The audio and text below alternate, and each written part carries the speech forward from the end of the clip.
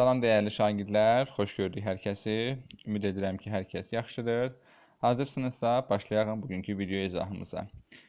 Əvvəldən də elan verdiyim kimi istifadə olunan sual nümunələri keçən il monitorinq imtahanında istifadə olunan suallardır. Bu baxımdan diqqətli olmağınız çox vacibdir. Çünki sual nümunələri elə bunların üzərində qurulacaqdır. Yəni burada 4-dür, orada 5 ola bilər, burada 7-dir, orada 8 ola bilər. Bu baxımdan çalışın ki, video izahı diqqətlə, aramla izləyəsiniz. Bəzən mən müşahidə edirəm ki, uşaqlar sınaqlar işləyirlər, amma sınaqda istifadə olunan sual nümunələrinin monitorinq imtahanı ilə yaxından uzaqdan əlaqəsi yoxdur. Yadınızda qalsın dəyərli şagirdlərimiz, monitorinq imtahanından riyaziyyatdan 30 sual düşəcək ki, bunların bir neçəsi açıq suallardır. Azərbaycan dilindən düşən suallar isə 2 mətn üzərində qurulacaqdır. Hazırsınızsa başlayaq bugünkü video izahın möhtəşəm bir izahını sizlərə təqdim etməyə çalışacağam. 31-ci sualla başlamaq istəyirəm. Bizim üçün sual nömrə 1-dir. Deyir ki, 447.000, gəlin yazaq, 447.371 ədədində 4-ün mərtəbə qiymətini istəyir bizdən. Dəyərli şagirdlərimiz, ədədin mərtəbə qiymətini əgər sizdən istəyirsə, nə edəcəksiniz? Həmin ədədin yerinə mərtəbə qiyməti istəyirsə, diqqətli olun. Həmin ədədin yerinə 4 yazırsınız, yəni özünü yazırsınız. Qalan rəqəmləri də nə edirsiniz? Sıfırlayırsınız. Yəni alınır 40.000, yəni D variantı. Müəllim birdən burada mərtəbə vahidi anlayışını desəydi, mərtəbə vahidi desəydi ki, 4-ün mərtəbə vahidinin cəmini hansıdır? Onda 4-ün yerinə 1 qoyacaqdınız, qalan rəqəmləri isə sıfırlayacaqdınız. Bir daha deyirəm, mərtəbə qiyməti deyəndə özünü qoyursunuz, qalan rəqəmləri sıfırlayırsınız. Mərtəbə vahidi deyəndə isə 1 qoyursunuz, qalan rəqəmləri sıfırlayırsınız. Baxırıq sual nömrə 2-yə. Çox sadə bir sualdır. Yəni suallar əmin olun ki, bu cür düşəcək. Yəni nə çətin düşəcək, nə bilim, qlobal gətirib sizə Hindistanın tarixindən sual salmayacaqlar. Təbii ki, hamısı keçirilən mövzular əsasında qurulan sual nümunələri olacaqdır. 32-ci sualda deyir ki, dəyərli şagirdlərimiz ələ aldığı kitabları 5 dəfə bərabər sayda yığdı. Nə qədər kitab alıb bizim Əli dostumuz? 5 dənə. Bu kitabları hər rəfdə 7 olmaqla rəflərə yığıbsa, deməli, bunların ümumi sayını bizdən istəyirsə, biz 5-i 7-yə vurarıq və düzgün cavab variantı olaraq 35-i alarıq ki, bu da bizim testimizin doğru cavab variantı olacaq. Düzgün cavab variantı əlbəttə ki, elə B variantında göstərilmişdir. Bəzən mən müşahidə edirəm ki, uşaqlar testləri yazan zaman tələsirlər. 5-i 7-ni gördüm, ya toplayırlar, ya nə bilim bölürlər, ya vururlar. Bu baxımdan riyaziyyatın həmişə demişəm, yenə deyirəm, önəmli olan tərəflərindən biri budur ki, riyaziyyat biraz incəliyi sevir, riyaziyyat səbri sevir, riyaziyyat təmkini sevir. Baxırıq sual nömrə 3-ə. Sual nömrə 3-də maraqlı bir sual nümunəsidir, dəyərli şagirdlərimiz. Mən yuxarıda bir əlavə eləmək istəyirəm. Burada olmazdı 5, olardı 8. Yəni rəqəmlər dəyişsə də bu tip sualların yordamı elə bu cürdə olacaqdır. Yəni fərq eləməz orada 8 olsaydı, 9 olsaydı, yenə də biz belə deyək də müəyyən bir oxşar toplananlar üzərində cəmini tapmaq istənilirsə bizdən, bu zaman biz təbii ki, vurmadan istifadə etməliyik. İndi deyir saat 18:00 oldur. Saatın əqrəblərinin əmələ gətirdiyi bucağı istəyir bizdən. Baxın, bu sualı mən əvvəlki video izahları izləyən şagirdlərimiz təsdiqləyərlər ki, müəllim demək olar ki, çox video izahlarda nə edir? Başlayır bizə bucaqlardan söhbət eləmək ki, bucaqlar belədir, bucaqların növləri bunlardır və bu bucaqların biri də bizim bildiyimiz hansı bucaqdır? Əlbəttə ki, açıq bucaqdır, dəyərli şagirdlərimiz. Açıq bucağın dərəcə ölçüsü olacaq neçə dərəcə? Əlbəttə ki, 180 dərəcə. Bu da mən şəkildə göstərdiyim kimi açıq bucağın təsviridir. Bu baxımdan testimizin düzgün cavab variantı olacaq A bəndi. Uşaqlar, təkrar xarakteri bir məlumatı sizlərlə paylaşmaq istəyirəm ki, iti bucağın dərəcə ölçüsü 1 dərəcədən, gəlin qələmi götürəyin, 1 dərəcədən 89 dərəcəyə qədərdir.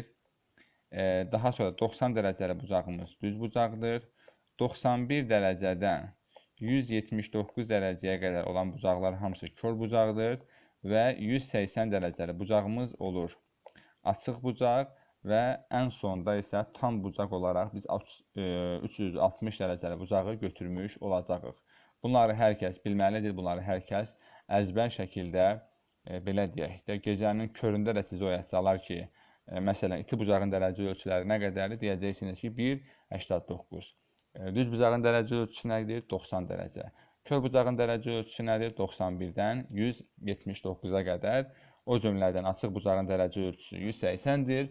Tam bucağın dərəcə ölçüsü olacaq 360 dərəcə. Davam edirik 4-cü sual nümunəsi ilə. Uşaqlar, baxın, bu tip suallara diqqətli olmağınız olduqca vacibdir. Müəllim niyə belə deyirsiniz və yaxud düşünürsünüzsə, çünki bu tip suallardan əmin olun ki, monitorinqdə istifadə olunacaq. Ola bilərdi ki, indi birinci bunu izah edeyim, digər nümunələri də sizinlə paylaşacağam. 4-də 3 dəqiqə nə deməkdir? Burada dəqiqəni görürsünüzsə, avtomatik fikirləşirsən, müəllim, bizə burada vahidi saniyə ilə istəyir. Deməli ki, mən 60-ı, yəni 1 dəqiqə baxımından 60-ı bölürəm 4-ə, vururam 3-ə. Eləyəcək neçə? 60-ı 4-ə böləndə 15, 15-i də 3-ə vuranda 45. B variantı testimizin düzgün cavab variantı olacaqdır. Başqa bir nümunə vermək istəyirəm. Bəzən görürsünüz ki, yazılır ki, 4-də 3 kilometr bərabərdir neçə metrə? Aha. Uşaqlar, bu istiqamətdə nə düşünürsünüz? Deyirsən, müəllim, kilometrdən metrə gedəcəyəmsə, mən fikirləşirəm ki, 1 metrimiz, daha doğrusu 1 kilometrimiz nə qədərdir? Deyirsən, müəllim, 1 kilometrimiz 1000 metrdir. 1000-i bölürəm 4-ə, vururam 3-ə. Eləyəcək 750 metr. Həmişə, baxın, bu tip suallarda bir daha, baxın, bu hissəni, belə deyək də, vacibdir ki, yaxşı mənada həzm eləyəsiniz. Yaxşı mənada başa düşəsiniz ki, müəllim bizə demişdir ki, burada mən kilometrdən metrə gedirəm. Əla. 1 kilometri düşünürəm, 1000 metr, sonra məxrəcə bölürəm, surətə vururam, ən nəhayət ki, mənim testimin cavabı alınmış olacaqdır. Baxıram o sual nömrə 5-ə. Uşaqlar, sual nömrə 5-də deyilir ki, aşağıdakı rəqəmlərdən hansı 9963 kiçikdir 9900 A5 ifadəsinin A-nın yerinə yazıla bilən ədəddir. Uşaqlar, burada fikir verirsinizsə, baxın, mən həmişə şagirdlərə izah edən zaman bu tip suallar deyirəm ki, eyni rəqəmləri belə deyək də ortadan götürün. Bu eynidir, bu da eynidir. Bu eynidir, bu da eynidir. Yerdə qaldı 63. Uşaqlar, 63, baxın, gəlin bura 63 qoyağım, kiçikdir, düzdürmü? Yəni, digər rəqəmlər eyni olduğuna görə, yəni digər mərtəbə, belə deyək, qiymətləri, mərtəbə vahidləri eyni olduğuna görə onların bir mənası olmur. Bərabərdirlər də onsuz da. Deməli, uşaqlar, 63 kiçikdir. İndi A-nın yerinə 4 qoyaqın, 45-dən düz gəlmir. 63 kiçikdir 55-dən, aparıb bu 5-i qoyuram bura, düz gəlmir. 63 kiçikdir 35-dən, düz gəlmir. Amma 63 həqiqətən C variantında olan 65-dən kiçikdir. Deməli, testimizin düzgün cavab variantı olacaq C bəndi. Bu tip sualların növbəti testlərimizdə mən çalışacağam ki, belə deyək də, daha çətin variantlarını sizlər üçün təqdim edeyim. Uşaqlar, bir məsələləri mən sizinlə paylaşmaq istəyirəm. Bizim köhnə qrupdan olan şagirdlərimiz bəzən yazırlar ki, müəllim, biz bu sınağı işləmişik. İşləmişsinizsə problem yoxdur. Bir də işləyin, bir də izahı dinləyin. Yəni, təkrar biliyin anasıdır. Burada deyiblər. Baxırıq test nömrə 36-ya, sual nömrə 6-cı. Uşaqlar, bu da maraqlı sual nümunələrindəndir. Baxın, bunu 10-4 kimi düşünməkdənsə, bunu mən yazıram 0,4, üstə gələk 10-1 yox, 0,1. Bu elədi neçə? Müəllim, bu elədi bizim üçün 0,5. Əla. Baxın, 0,5-i alandan sonra, elə bax, A variantı getdi, C variantı getdi, D variantı getdi. Elə bizim o dəqiqə, yəni bir dənə tərəzinin bir gözünü həll eləyən kimi artıq doğru cavab dedi ki, mənəm, gəl mənimlə yumurla, yaxşımı? 4,9-dan da 4,6-nı çıxanda qalır yerdə, əlbəttə ki, 0,3. Yəni, riyaziyyat belə bir şeydir ki, yəni riyaziyyatda məntiqi güclü olan istənilən sualın öhdəsindən gələcəkdir. Bu sualı, bax 37-ci sual, hansı uşaqlar ki, 10 saniyəyə həll ediblərsə, demək ki, onlar üçün, necə deyərlər, zaval yoxdur. Çünki bu uşaqlar öz məntiqlərini, belə deyək ki, 100% işə salıblar. Yox, hansı uşaqlar ki, mötərizənin içini çıxıblar, sonra bölüblər, sonra vurublar, onlar biraz da üzərlərində çalışsınlar. Deyirsiniz, müəllim, niyə belə deyirsiniz, niyə belə düşünürsünüz? Çünki uşaqlar, mən düşünürəm ki, 5203-dən bu rəqəmi çıxaram, İstənilən bir rəqəm alınır. Məsələn, tutaq ki, burada alındı 200. Demirəm, amma 200 alın. Deyirəm, tutaq ki, alındı 200. Sonra bu 200 ilə bölərəm 4-ə, alınlar 50, məsəl üçün. 50-ni də vuraram 0-a, eləyər neçə? 0. Amma ağıllı şagird deyir ki, əgər burada bu ifadənin hamısını mən 0-a vururamsa, demək buranın qiyməti elə 0 imiş. Heç buranı hesablamağa ehtiyac yoxdur. Əla. Əgər bura 0-dırsa, demək mənə bir dənə qalır nə? 2980-i 5-ə bölmək. Təbii ki, bu da eləyir 596. 596 da 0-dan böyük olduğuna görə testimizin düzgün cavab variantı olacaq D variantı. Uşaqlar, çalışın ki, belə deyək də, çətin yollarla getməyin. Həyat da belədir. Yəni təkcə riyaziyyat deyil. Riyaziyyat elə həyatın özüdür. Yəni həyatda da çalışın ki, sizə rahat olan, sizi məmnun eləyən, sizin üçün belə deyək də, sevinc gətirən, xoşbəxtlik gətirən yolların yəni həmin yollarda addımlayın. Bu baxımdan da burada biz gördük ki, 0-a vurma bizə 0 verdiyinə görə heç mən bunu hesablamadan bu qənaətə gəldim ki, 2980 böl 5 ifadəsi təbii ki, 0-dan böyük olacaqdır. Baxıram 38-ci və yaxud sual nömrə 8-ə. Uşaqlar, burada deməli nə var? Biz bir deyək ki, bu tam bucaqdır. Yəni, çevrə özü-özlüyündə tam bucaq əmələ gətirir. Və burada tam bucağın biz 360 dərəcə olduğunu da mən bir sizə dedim. Və 360-ın 6-da 1-ni tapıram, yəni bölürəm 6-ya, vururam 1-ə, eləyir 60 dərəcəli bucaq. Sonra neyinirəm və 60 dərəcəli bucaq olan variantı yumurluyuram və qənaətə gəlirəm ki, ABC bucağının dərəcə ölçüsü olacaq. Yəni, B-nin ABC bucağı 60 dərəcəli olacaqdır qənaətinə gəlirəm. Burada, uşaqlar, yəni söhbət bizə B bucağından gedir. Ha, diqqətli olun. Yəni deməyin ki, müəllim, axı üçbucağın dərəcə ölçüsü 180-dir. Həmişə bucaq, baxın bu bucağın işarəsidir, A, B, C deyəndə, həmin bucağın şəkildəki yer ortadakı hərfi ifadə edir. Yəni, mən burada bucaq A, B, C deyəndə, baxın, bu hissəni, yəni bu hərfin əmələ gətirdiyi bucağı nəzərdə tuturam. Baxıram 39-cu sual nömrə 9-a. Aşpaz bidondakı 4,5 litr südün 1,2 litrindən şirniyyat hazırladı. Gəlin baxaq. Baxın, 4,5 litr süd var. Bundan 1,2 litrini çıxıram. Qaldı yerdə nə qədər? 3,5. Əla. Sonra deyir ki, qalan südün hər birinin tutumu 4 olan qaba tökdü. Yəni, baxın, burada 500 milli var. Yəni, yarım litr deməkdir də 500 millimiz. Düzdürmü? 4 dənə yarım litrliyimiz eləyir 2 litr. Çünki 4 dənə yarımçıq 2 dənə bütöv deməkdir. Bu baxımdan 3,5-dən mən çıxacam 2 litri, qalacaq yerdə nə qədər? Deməli, burada nə səhv elədik uşaqlar? Hə, burada biz 4,5-dən, gəlin, bunlarla diqqətli olmaq lazımdır. 4,5-dən 1,2 çıxanda qalır 3,3. Və 3,3-dən də 2-ni çıxanda qalır yerdə 1,3, yəni D variantı.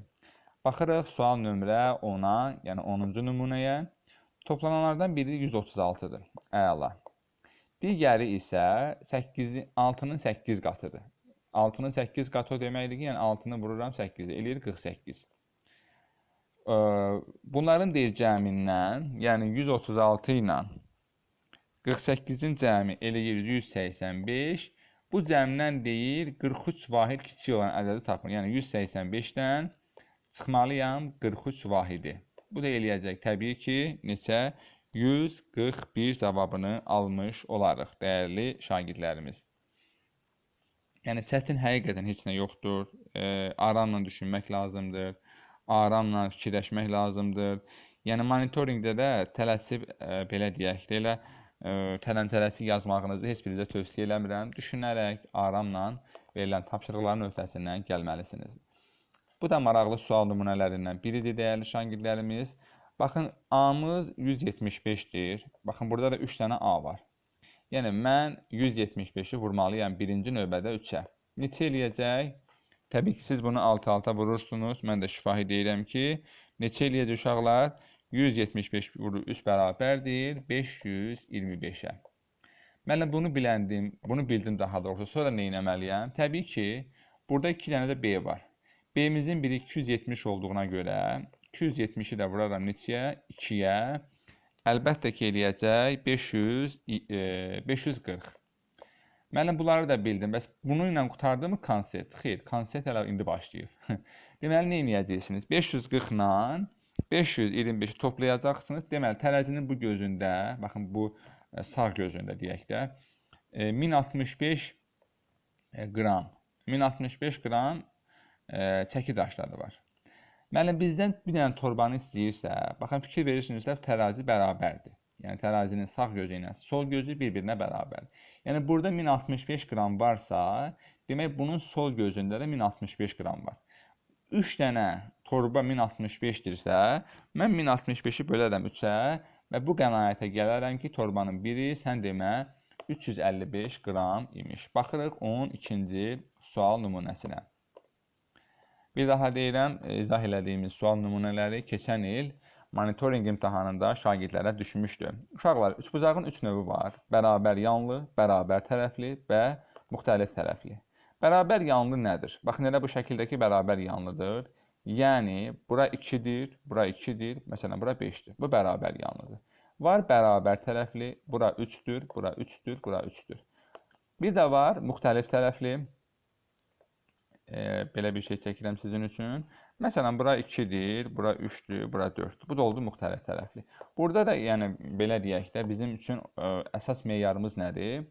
Baxın, bu hissə təbii ki, kiçik olacaq. Bu bizim vətərimizdir. Amma digərləri radius olduğuna görə bunlar bir-birinə bərabərdir.